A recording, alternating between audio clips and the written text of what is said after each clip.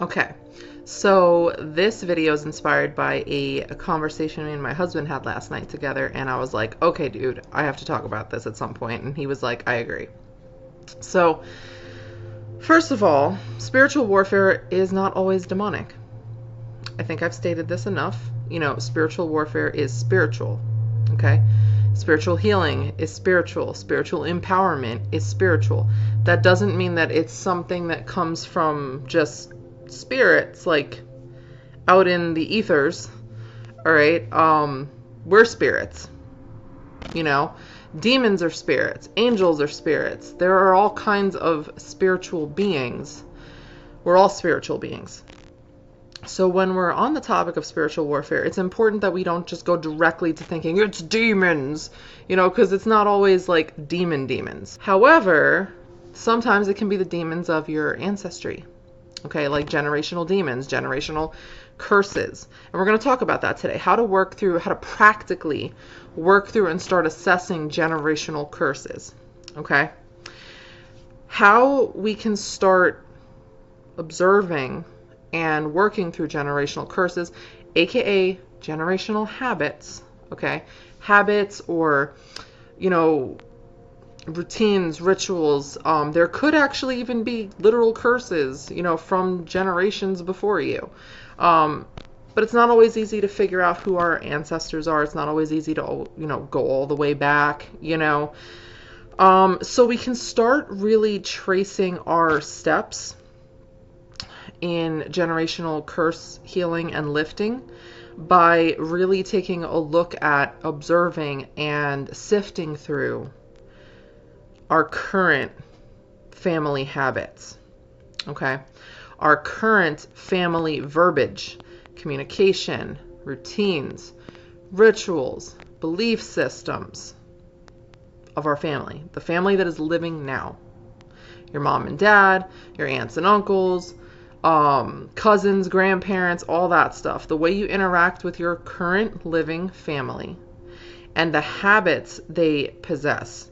The beliefs, the way they address problems, the way they deal with success, the way they handle things is a really good start in observing generational curses or blessings. Okay? So for instance, like a common generational curse has to do with finances, right? So you can start observing the financial habits of your family.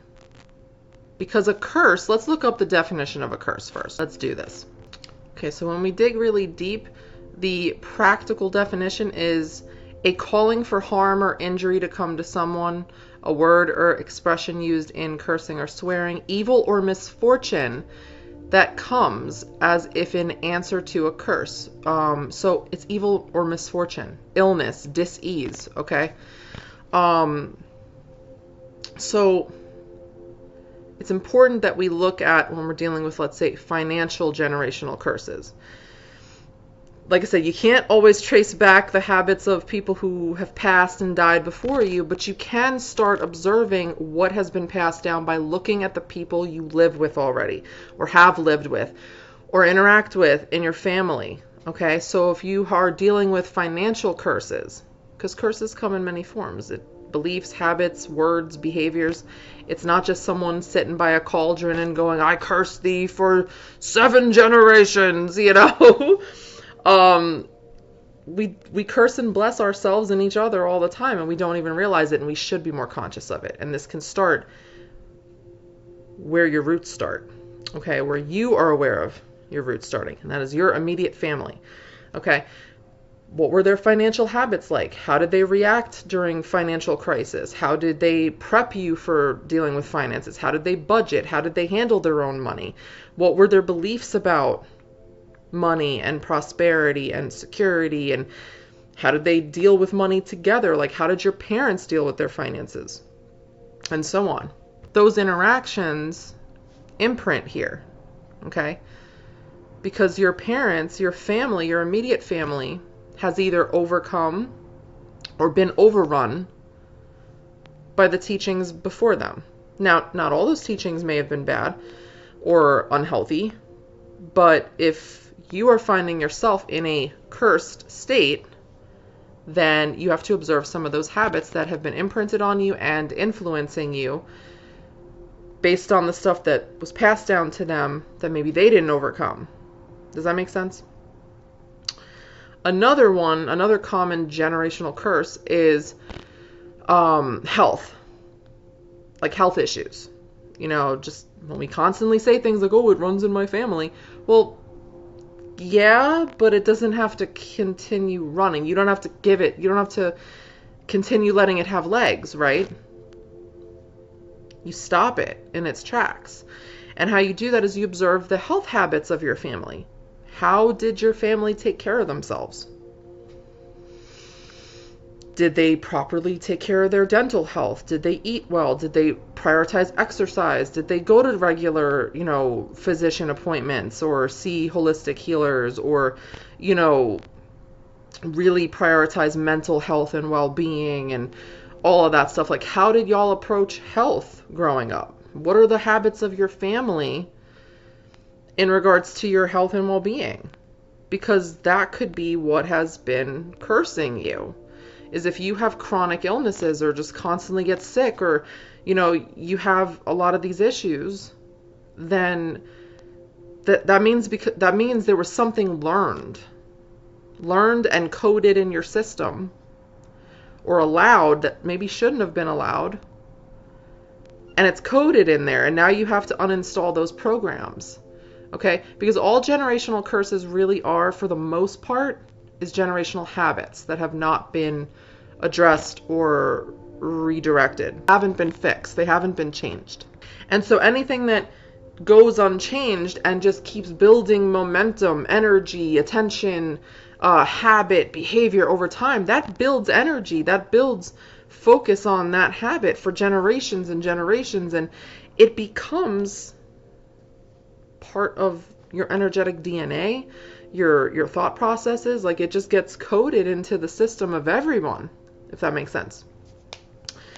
And that can either help or harm your spiritual well-being, your soulful well-being.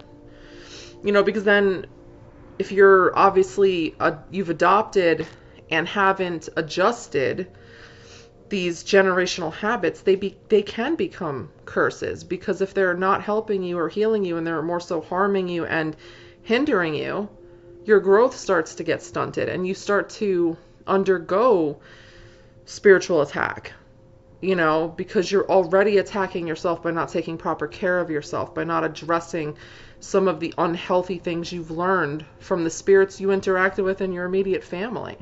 Okay? So those are just like two big major ones. Generational curse, like a generational poverty can be transformed into generational wealth and prosperity by observing the way family has cursed themselves through their habits, their beliefs, the way they speak about prosperity, the way they speak about life, because prosperity is not just money, right? It's just about health, happiness, and freedom, which totally having financial stability can provide. So you have to observe all of the habits, the thoughts, the words, the actions, the everything around that, and start shifting that. Being like, that's not mine. I may have learned it, but it's not mine. I don't want that for myself.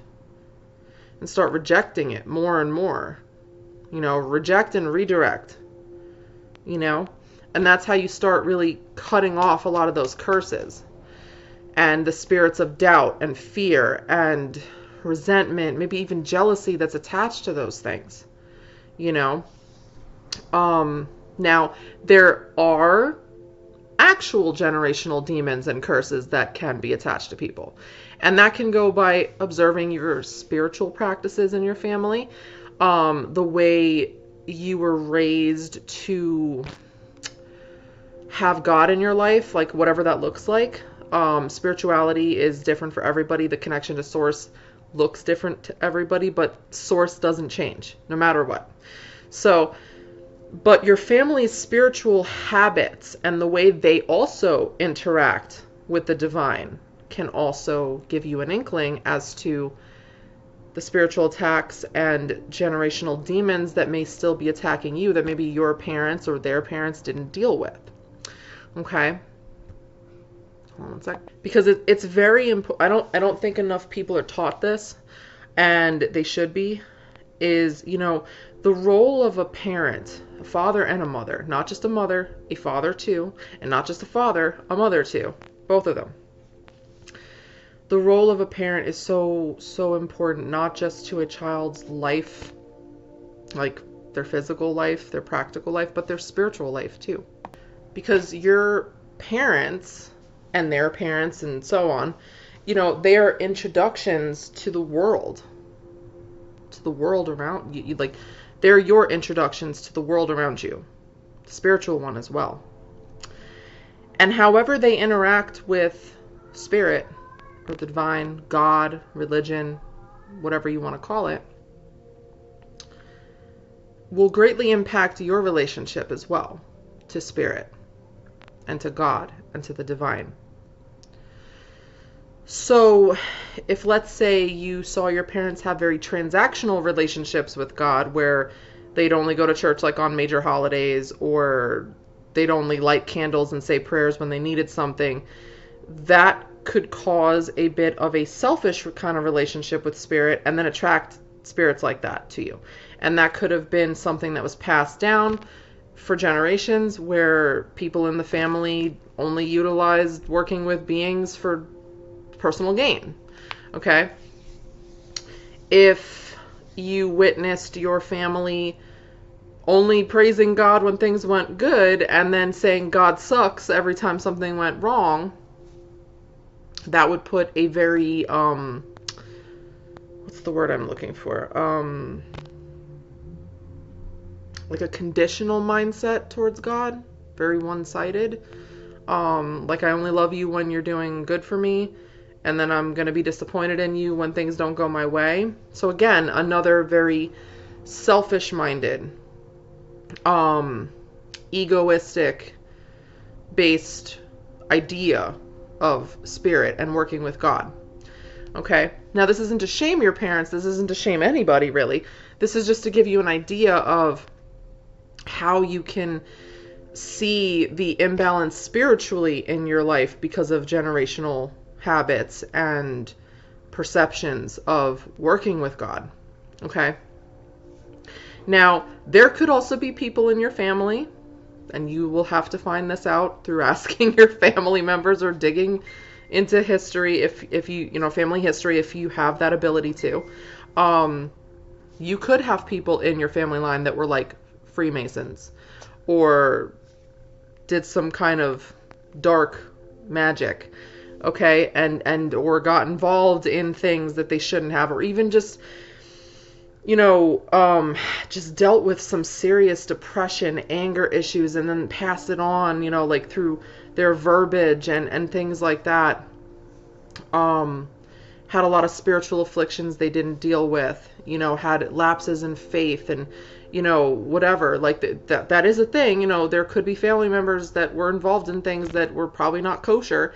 And if they didn't atone for those things or deal with or rectify those things spiritually, that can get passed on, because if they attracted spirits of that intranquility and didn't properly clear them through their own changed behavior, that can get passed on. So there can be things like that. But overall, I want to do this video and end it by telling you there's hope. You don't have to live being cursed. You don't have to pass this on to your children even and tell them, oh, it's a generational curse. No. A curse can be broken with a blessing. And the blessing is changed behavior, changed thought patterns, changed beliefs, changed acts of faith. Like, it takes a lot of conscious effort to break those things, to be aware that there are unhealthy habits, behaviors, spiritual practices even in your family that have been imprinted on you. And that takes a lot of observation, a lot of really sitting and observing and sifting through what is yours and what's theirs. But it can be done. So you don't have to live with this idea that I am cursed and it's just something that runs in my family. because that's how spirits of intranquility will just keep bogging you down and making you feel like a victim rather than a victor. Okay? So I hope this video helped clarify some things and give you a more practical perspective on generational curses and how to start clearing them rather than feel like you're bound to them or by them. If you have any questions, if you have any feedback, if you have personal experience that you'd like to share in the comments below, please do. Have a beautiful holiday. I'll talk to you soon.